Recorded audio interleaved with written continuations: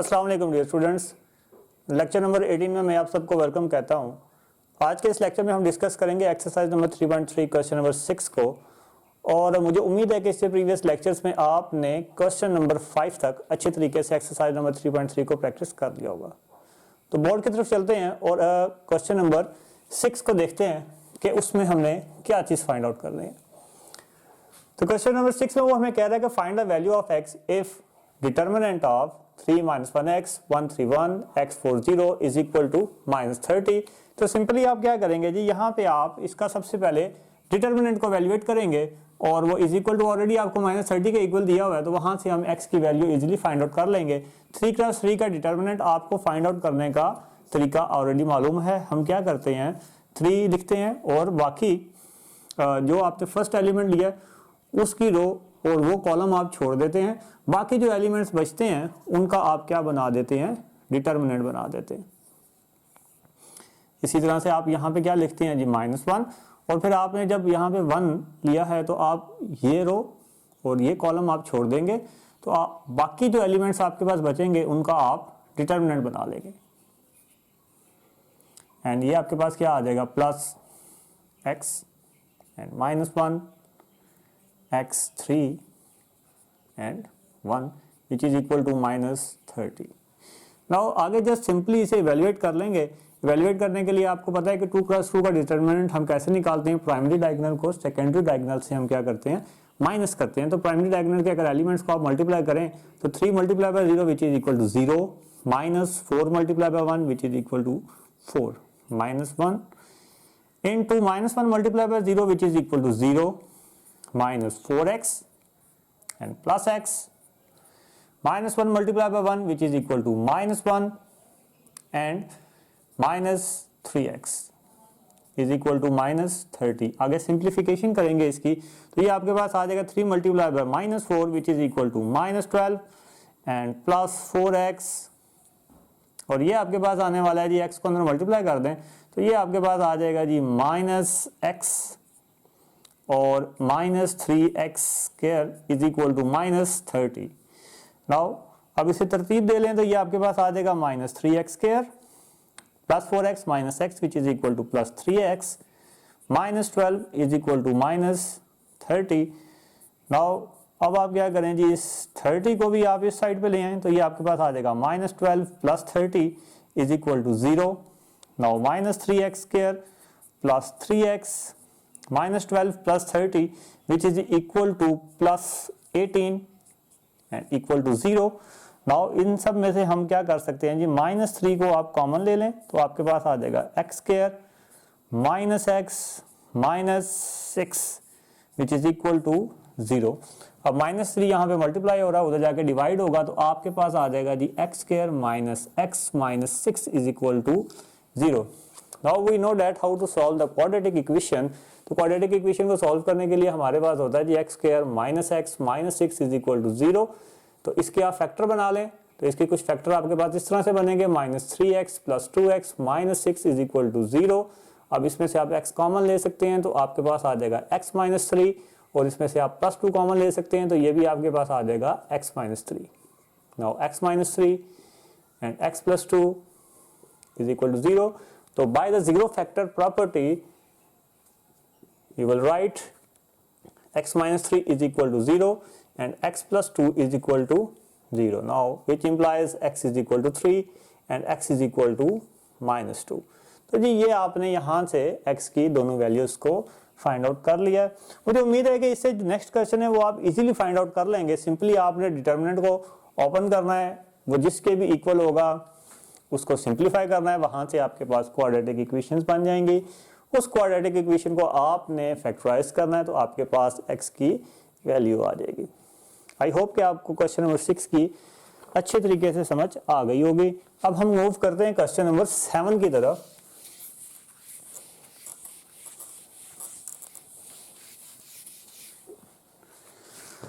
जी तो students, question number 7 में हमें वो कह रहा है कि इवेल्युएट द डिटर्मिनेंट, आपने डिटर्मिनेंट्स को इवेल्युएट करना है। इसमें पार्ट नंबर 1 वो आपको कह रहा है कि 3 2 1 4 4 5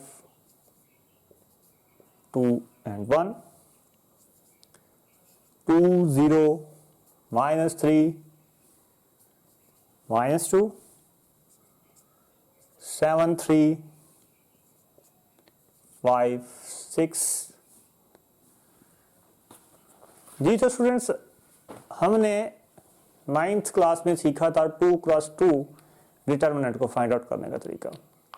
फर्स्ट ईयर में हमने सीखा 3x3 के मैट्रिक्स के डिटर्मिनेंट को हम किस तरह से फाइंड आउट करते हैं। अब हम यहाँ पे सीखने वाले हैं कि 4x4 का जो डिटर्मिनेंट है उस डिटर्मिनेंट को किस तरह से इवेल्युएट करेंगे। तो स्टूडेंट्स, इसके लिए मैं आपको कुछ स्टेप्स बताने लगा हूँ, आपने बस उन्हीं स्टेप्स को माइंड में रखना है और ये आप इजीली डिटर्मिनेंट को इवेल्युएट कर सकेंगे। आपने सबसे पहले की ये कोशिश करनी है कि यहाँ पे आप किसी तरीके से 1 बना सकें, मतलब R1 का जो फर्स्ट एलिमेंट है वो आपके पास हमेशा क्या होना चाहिए जी, 1 होना चाहिए। उसके लिए आप चाहें तो रो और कॉलम ऑपरेशन का इस्तेमाल करें, या जो सबसे इजी वे ये होता है कि आप इस पूरे मैट्रिक्स में देखें, इस पूरे डिटर्मिनेंट में देखें कि कौन सी ऐसी रो या कौन सा ऐसा कॉलम है जिसको इंटरचेंज करने से आपके पास यहाँ पे 1 आ जाए। तो मोस्टली क्वेश्चंस में यही होगा कि ऑलरेडी आपके पास कोई एक रो या कोई एक कॉलम आपको ऐसा दिया होगा जिसको इंटरचेंज करने के बाद आप फर्स्ट रो का फर्स्ट एलिमेंट जो है वो 1 बना सकेंगे। तो मुझे उम्मीद है कि आपको ये बात समझ आ गई होगी। ये इसका हमारे पास समझ लें स्टेप 1 होगा। उसके बाद हम क्या करेंगे, उस 1 के नीचे 0 बनाएंगे, और वो 1 के नीचे 0 बनाने का तरीका मैं इससे प्रीवियस क्वेश्चंस में आपसे डिस्कस कर चुका हूँ। तो आगे हम उसी मेथोडोलॉजी को बस फॉलो करते जाएंगे। 1 के नीचे 0 बनाएंगे, एक्सपेंड कर देंगे R1 से, वो 3x3 मैट्रिक्स बन जाएगा। फिर आप जो रो 1 होगी उसका फर्स्ट एलिमेंट आप 1 बनाएंगे, उसके नीचे 0 बनाएंगे, उसे एक्सपेंड कर देंगे, वो 2x2 मैट्रिक्स बन जाएगा। और इसी तरह से जब वो 2x2 बन जाएगा तो वहां से आप primary diagonal minus secondary diagonal करेंगे, तो आप 4x4 ऑर्डर का जो डिटर्मिनेंट है उसे इजीली इवैल्यूएट कर लेंगे।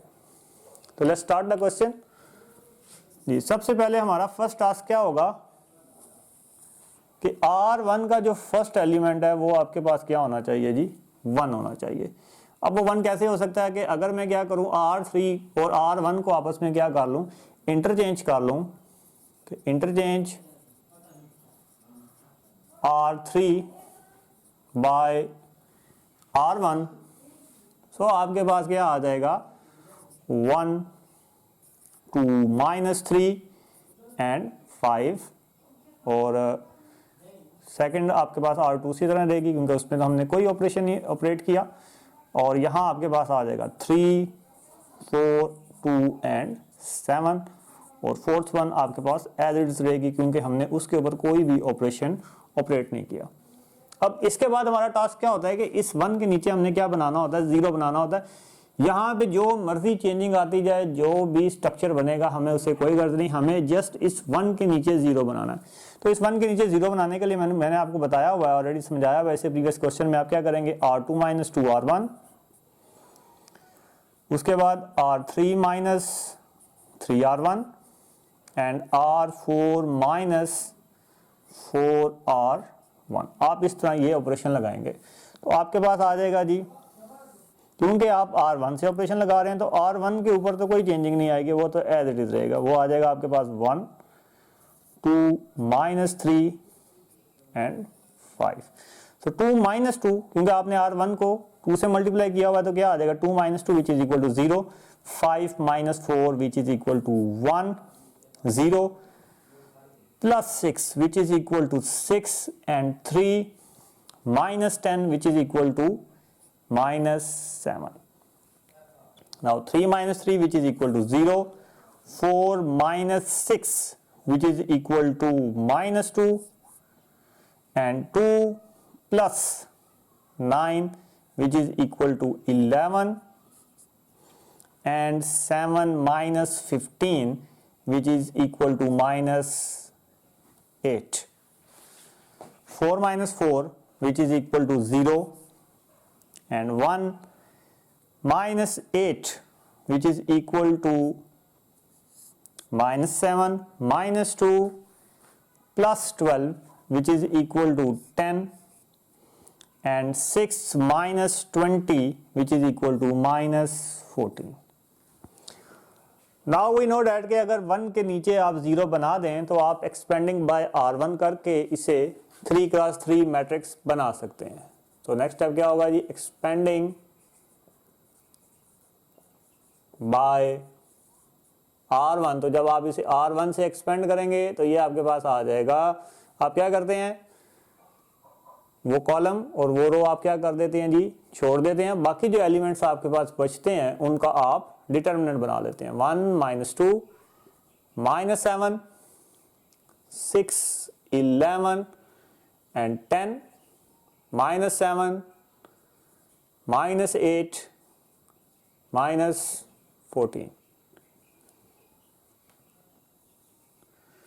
जी तो स्टूडेंट्स अब हमारे पास नेक्स्ट टास्क क्या होता है, अगेन हमें यहाँ पे क्या होता है, R1 का फर्स्ट एलिमेंट आपके पास क्या होना चाहिए, 1 होना चाहिए। वो ऑलरेडी हमारे पास 1 है। अब इस 1 के नीचे जस्ट हमने क्या करना है जी, 0 बनाने हैं। तो 0 बनाने के लिए आप क्या करेंगे जी, R2 + 2R1 and R3 + 7R1। तो क्योंकि हम R1 के साथ ऑपरेशन कर रहे हैं तो यहां पे तो आपके पास कोई चेंजिंग नहीं आएगी। तो इट्स मीन ये आप एज इट इज लिख सकते हैं 1 6 and -7। So -2 + 2 which is equal to 0, 11 + 12 which is equal to 11 + 12 which is equal to 23 and -8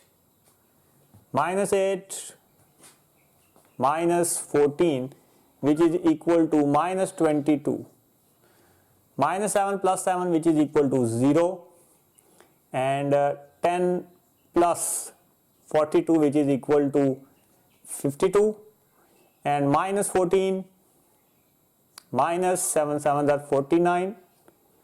तो ये आपके पास आ जाएगा जी 9 और 4 13 4 5 6 -63। Now expanding by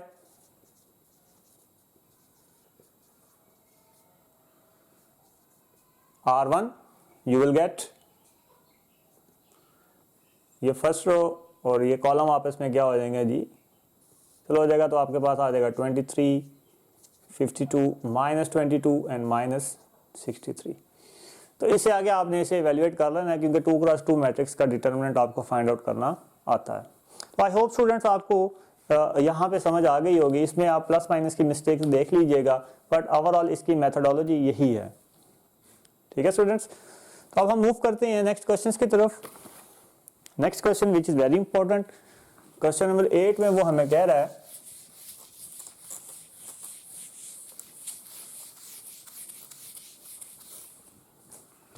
question number 8 में स्टूडेंट्स वो हमें कह रहा है कि शो दैट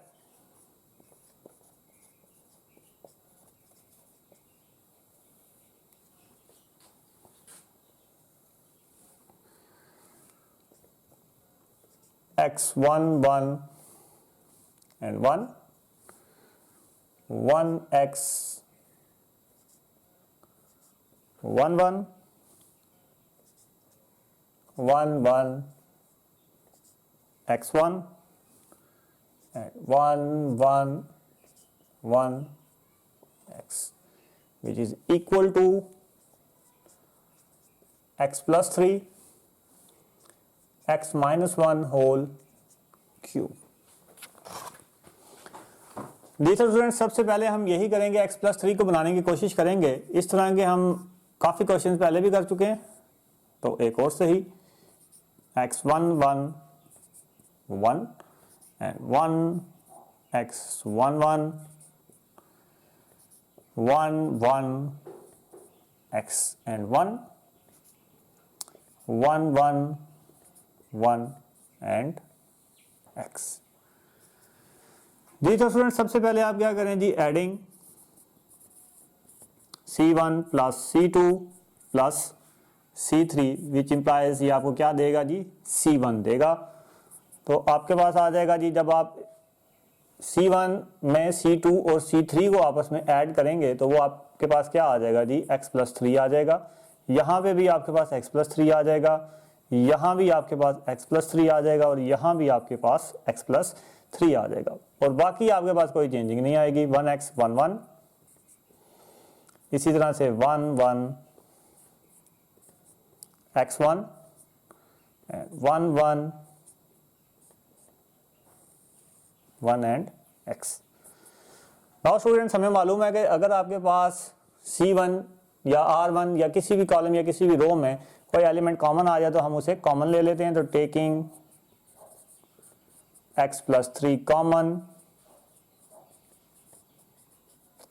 फ्रॉम R1, तो जब आप इसे कॉमन लेंगे तो यहां आपके पास आ जाएगा जी 1 1 1 एंड 1 और ये as it is 1x 1 1 1 1 x1 1 1 1 and x। जी तो स्टूडेंट्स, अब आपको पता है कि अगर आपके पास 1 1 1 और 1 हो तो आप इस 1 के नीचे क्या बना देते हैं जी, 0 बना देते हैं और उसके बाद उसे एक्सपेंड कर देते हैं। तो 0 बनाने के लिए आपके पास क्या आ जाएगा, R2 minus R1 R3 minus R1 R4 minus R1, so you will get, क्योंकि R1 के साथ ऑपरेशन हो रहा है तो इस वजह से R1 में तो कोई भी चेंजिंग नहीं आएगी। तो 1 minus 1 which is equal to 0, so yeah, this will become x minus 1, 1 minus 1 which is equal to 0 and this will also become 0 and 0 0 x minus 1 and 0 0 0 0 and x minus 1। ठीक है जी, देखें ना, 1 minus 1 which is equal to 0, x minus 1 आ गया, 1 minus 1 which is equal to 0, 1 minus 1 which is equal to 0। Now 1 minus 1 which is equal to 0, 1 minus 1 is equal to 0 and x minus 1 and 1 minus 1 equal to 0, 1 minus 1 equal to 0, 1 minus 1 equal to 0, 1 minus 1 equal to 0 and x minus 1। Now expanding,